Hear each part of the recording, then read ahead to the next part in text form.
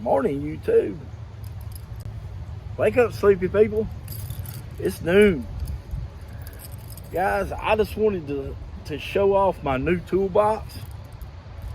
This is American General. I believe it's 26 inch. And I know you're like, man, how in the world you mount that in the back of that truck? Well, it's pretty easy. And I'm just going to show you here how I got it done. So first things first, I was going to show this off. That old Husky toolbox I had was full all the way to the top. Could hardly get the top closed at times. But I have so much more room in here now. I got all of my hand tools in here. The only thing I don't like about this box is these three drawers right here do not lock.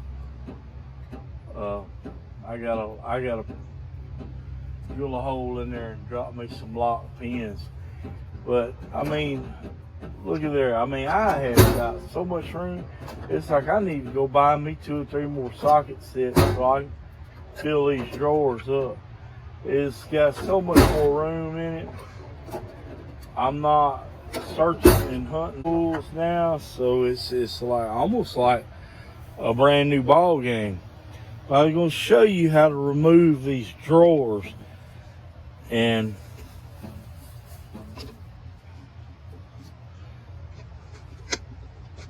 let me get you zoomed in here where you can see. It's pretty simple. But in order to screw it, you can screw it down from the bottom side, but that's not really feasible. I want it done from the top. So if you can see,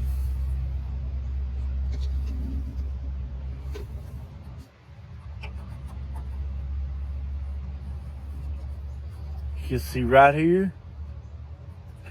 See this little plastic piece? See it goes up and down? You got one on each side.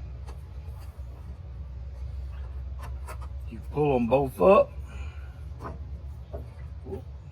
This was different. One side goes down, one side goes up. Then you can pull this drawer all the way out. Just like this.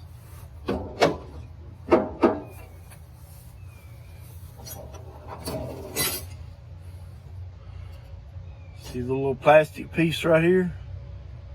See it move up and down? You gotta be careful with it. One side goes up, one side goes down. Alright. Set them over to the side.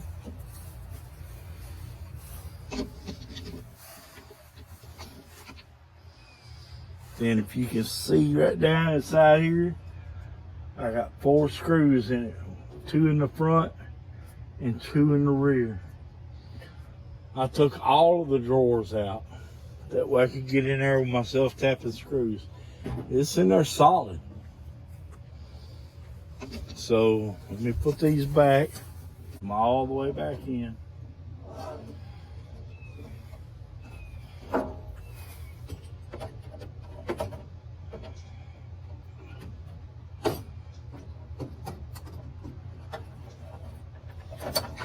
Just pushing in until it clicks. Locks into place.